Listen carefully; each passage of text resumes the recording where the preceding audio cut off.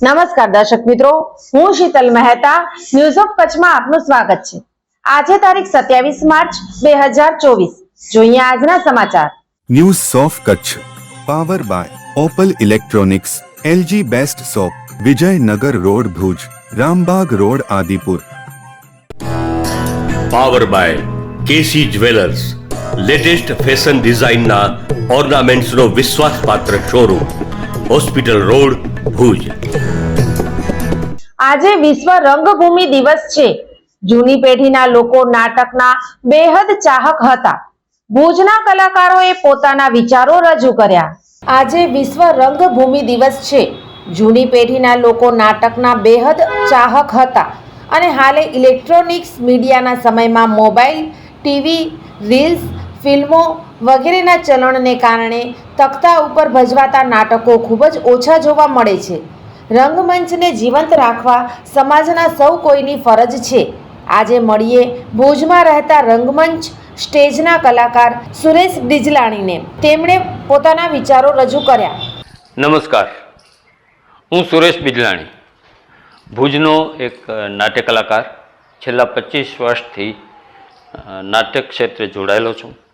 મિત્રો, જ્યારે 2001માં કચ્છમાં ભૂકંપ આવ્યો ત્યારે એકમાત્ર એવું માધ્યમ હતું નાટક, શેરી નાટક, જેના દ્વારા કચ્છના ગામડે ગામડે લોકોને ભૂકંપ વિશે, એ વખતે ફેલાયેલી માંદગી વિશે જાગૃત કરવામાં આવ્યા અને લોકોનો જે ડર હતો એ દૂર કરવામાં આ શેરી નાટકો ખૂબ જ કામ આવ્યા। એ જ રીતે સ્ટેજના નાટકો છેલ્લા ઘણા વર્ષોથી ભુજમાં થઈ રહ્યા છે। મારાથી આગળની પેઢીના કલાકારો અને હવે પછી જે નવી પેઢી આવી રહી છે એ કલાકારો સ્ટેજ સાથે જોડાયેલા છે। પરંતુ મિત્રો, આ સોશિયલ મીડિયાનો જમાનો છે એટલે હવે જે મનોરંજન છે એ લોકોની મુઠ્ઠીમાં આવી ગયું છે। મોબાઈલ મારફત લોકો એમાં નાટકો જુએ છે, ફિલ્મો જુએ છે, ઘણી બધી વાતો જુએ છે, સમાચારો જુએ છે। એટલે સ્ટેજ સુધી પહોંચવા માટે, ટાઉન હોલ સુધી કે નાટ્યગૃહો સુધી પહોંચવા માટે પ્રેક્ષકોને ખેંચવા એ અત્યારે અઘરી વસ્તુ છે। એ જ રીતે આજની પેઢી કે જે નાટક અભિનય કરવા માગે છે પરંતુ એમની પાસે રિહર્સલનો સમય નથી, એટલે રિહર્સલ માટે જે સમય આપવો પડે, દિગ્દર્શકને ફોલો કરવા પડે અને સ્ક્રિપ્ટના ડાયલોગ્સ યાદ રાખવા પડે, એ બધું આજના કલાકારો માટે, આજના યુવાનો માટે થોડું અઘરું છે। પરંતુ જેમને ધગશ છે તેઓ જરૂરથી નાટક સાથે જોડાય છે।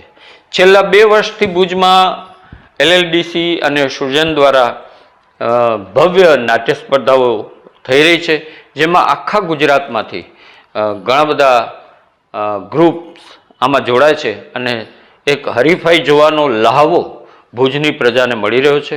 નાટ્ય રસિકો ખૂબ જ આનંદ કરે છે। નાટ્ય કલાકારો રંગમંચનું પૂજન કરે છે અને નટરાજની પૂજા કરી અને લોકોને સુખાકારી માટે પ્રાર્થના કરે છે અને નાટક મારફત લોકોની ખુશીઓ જીવનમાં મળતી રહે એવી શુભેચ્છા પાઠવે છે। હંસાબેન ભિંડી પણ રંગમંચના કલાકાર છે અને તેમના અભિનયથી લોકો પ્રભાવિત છે। તેઓ ફિલ્મોમાં કામ કરી રહ્યા છે।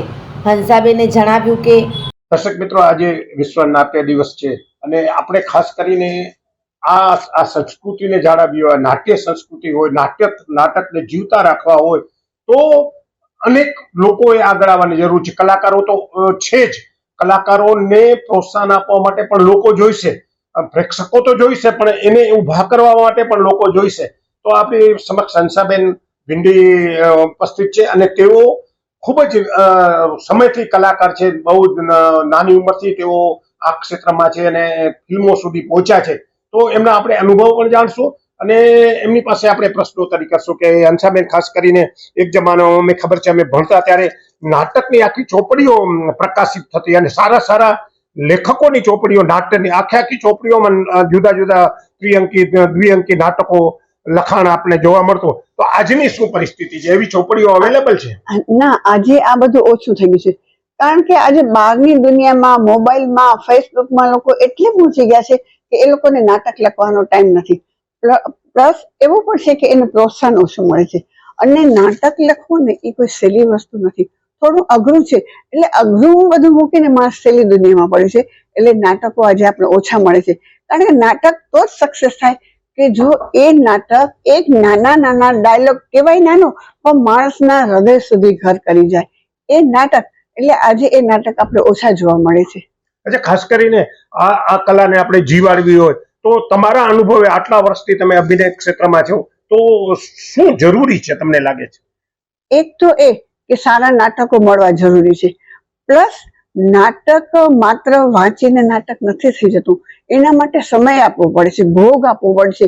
રાત અને દિવસ આખો જે નાટક કર્યા કરે છે એ ફ્રી નથી હોતા.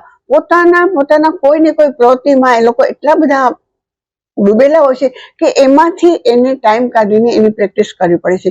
તો આ પ્રેક્ટિસ માટે ટાઈમ મળવો, પ્લસ એને જગ્યા મળવી, કારણ કે પ્રેક્ટિસ કઈ જગ્યાએ થઈ શકે?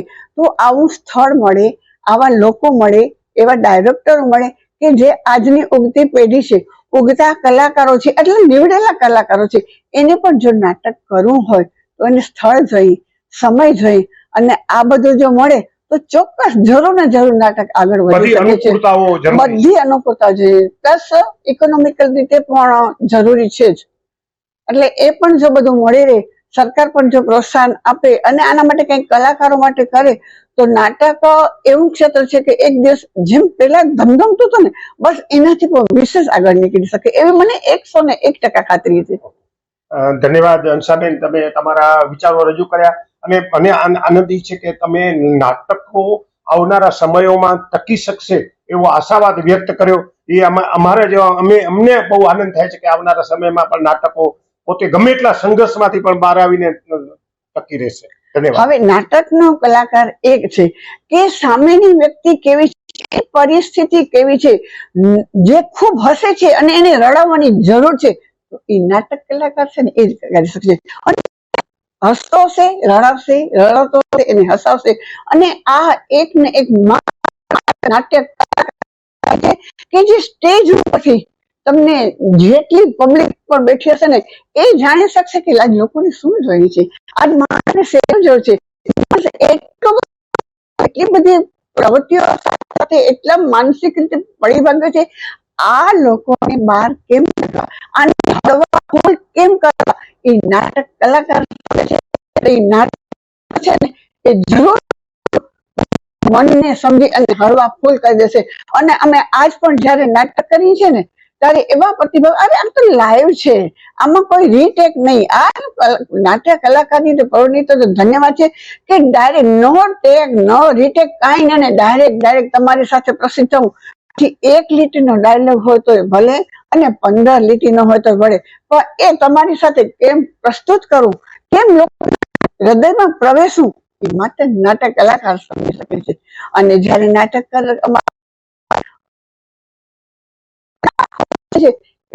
મને સરપંચ નાટક કર્યું હતું, વર્ષો થઈ ગયા, પણ આજ પણ એના નાટ્યના 15 વર્ષ પછી એક ભાઈનો મને ફોન આવ્યો BSNL માંથી. મને કે બેન તમે હંસાબેન સોની ને? કેમ તમે મને કેમ ઓળખ્યા? તો આજના એ દિવસે પણ એને કીધું કે બેન તમારું પ્રપંચ નાટક હું કેમ ભૂલી શકું. અને આવા ઘણા લોકો મળે છે કે નાટ્ય કલાકારોની ખૂબ ને ખૂબ પ્રશંસા કરે છે. આજ ખાસ કરીને કલાકારોનું જે રિટર્ન્સ કહીએ ને, રિટર્ન્સ એમને પૈસા સંતોષ નથી આપતો.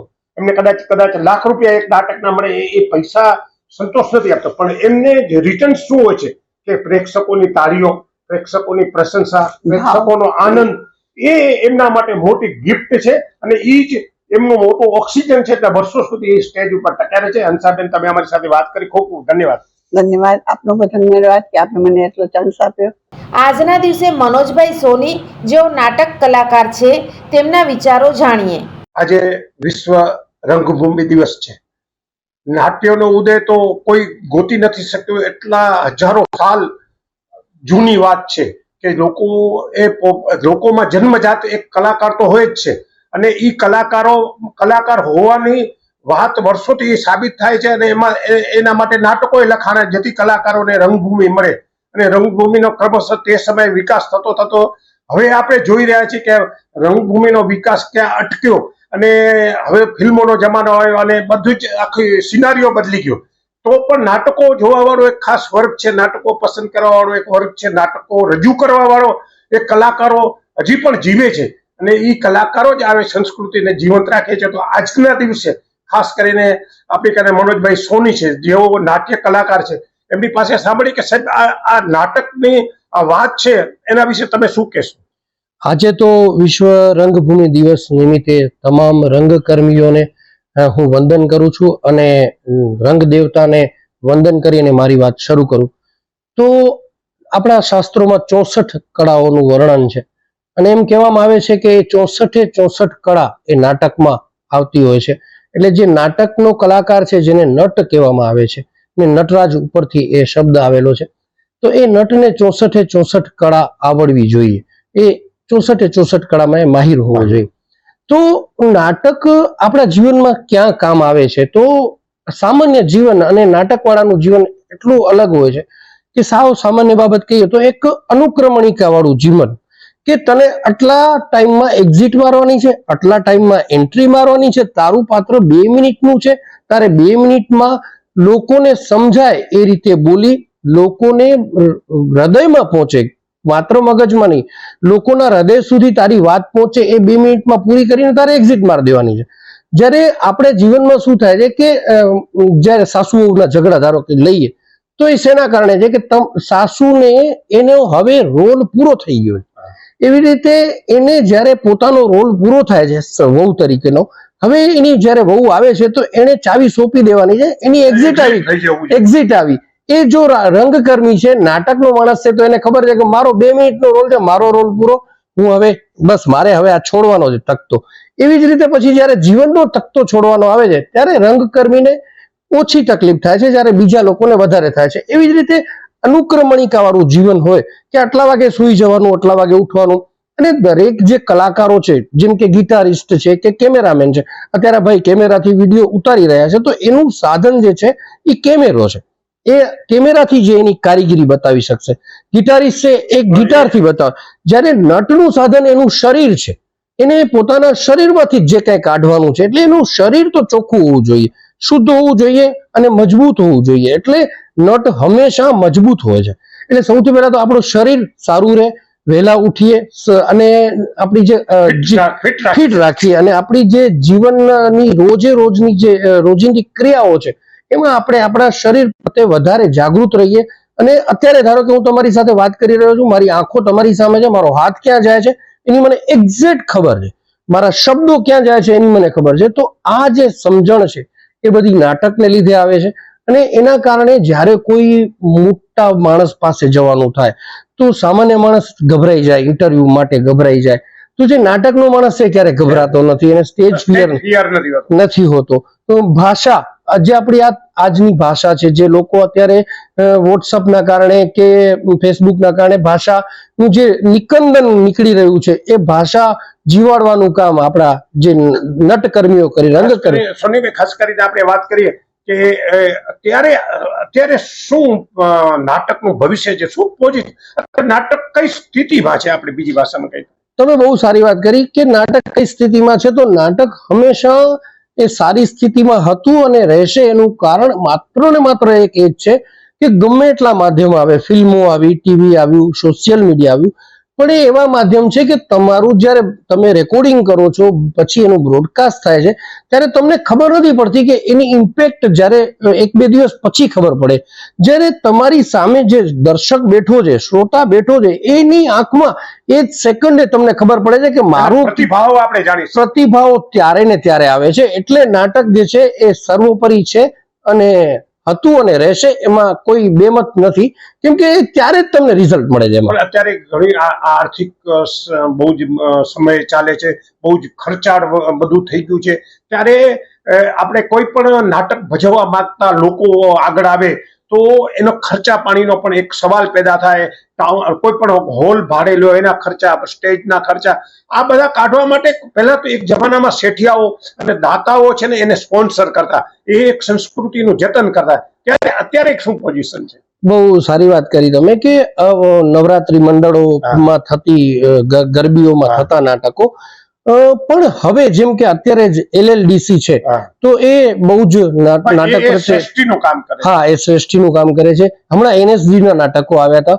એવી રીતે શાળા કોલેજોમાં થાય છે, યુવક મહોત્સવો થાય છે. સરકાર પણ ઘણી બધી સાહિત્ય અકાદમી છે એ આપણને કલાકારોને ઘણી રીતે મદદરૂપ થાય છે. બદલ્યું છે કે એ જે શ્રેષ્ઠીઓ છે એના સ્વરૂપ બદલ્યા છે, પણ મળી રહે છે. જો તમને કામ કરવું હોય તો કોઈને કોઈ મળી રહે છે.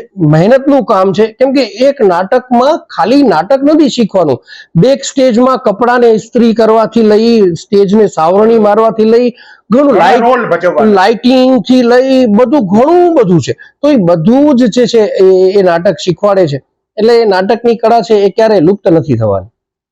દર્શક મિત્રો, આ બહુ જ આશાવાદી છે અને નાટકની કલા હંમેશા જીવંત રહેશે અને એક વિશિષ્ટ જ છે, એ વાત જ વિશિષ્ટ છે નાટક રહેવું. તો એમ બહુ જ આશાવાદી છે અને આપણે પણ ઈચ્છીએ કે આ સંસ્કૃતિ, આ દોર, આ નાટકો સતત ચાલતા રહે. અને અમારા જેવા પણ લોકો, અમે તો જૂની પેઢીના છે, આજ પણ અમે ફિલ્મ જોવા કરતા નાટક જોવાનું વધુ પસંદ કરીએ છીએ. અને નાટક જો જીવંત રહે એવી વાત જ્યારે આ સોની સાહેબ કરતા હોય તો અમને ખૂબ જ આનંદ થાય કે ભાઈ ખરેખર જીવંત રહેવું જ જોઈએ. તો આજના દિવસે આ પણ મોટી વાત છે કે ભાઈ નાટક હંમેશા જીવંત રહેશે. ધન્યવાદ. ખૂબ ખૂબ આભાર. વિશ્વ રંગભૂમિ દિવસે કચ્છના કલાકારોએ પોતાના વિચારો વ્યક્ત કર્યા. આવતીકાલે તખ્તાના દિગ્ગજ કલાકાર પ્રકાશભાઈ શુક્લ સાથેની વાતચીત જોઈશું. ભારતીય અંક જ્યોતિષ શાસ્ત્રના પ્રણેતા, ભારતના 8 વડાપ્રધાનોની આગાહી કરનાર જ્યોતિષી શંકર ગોર ઇન્દિરા ગાંધીના વિજય અને અપમૃત્યુની સચોટ આગાહી કરી, રાજીવ ગાંધીના પરાજય અને તેમના અપમૃત્યુની પણ સચોટ આગાહી કરી, અટલ બિહારી વાજપેયીના રાજીનામાની સચોટ આગાહી કરી, હાલના ભારતના વડાપ્રધાન નરેન્દ્ર મોદીની જીતની પણ સચોટ આગાહી કરી. વર્ષ 2012માં પણ નરેન્દ્ર મોદી માટે આગાહી કરી છે કે મોદીજી જીતની હેટ્રિક કરશે અને 2024માં પણ ચૂંટણી જીતશે. જ્યોતિષી શંકર ગોરની મંત્રજાપ, ગુરુના નંગ વગર સાચી સલાહ અને સચોટ ઉપાયથી 20,000થી વધુ લોકોને ફાયદો થયો. ઘર બેઠા સલાહ મેળવો. Mobile number 9909602928. ટીના હાઉસ, છઠ્ઠી બારી ring road, Bhanji street, Bhuj, Kutch. દર્શક મિત્રો, આ હતા આજના સમાચાર. આવતીકાલે ફરી મળીશું. ત્યાં સુધી મને રજા આપશો. નમસ્કાર.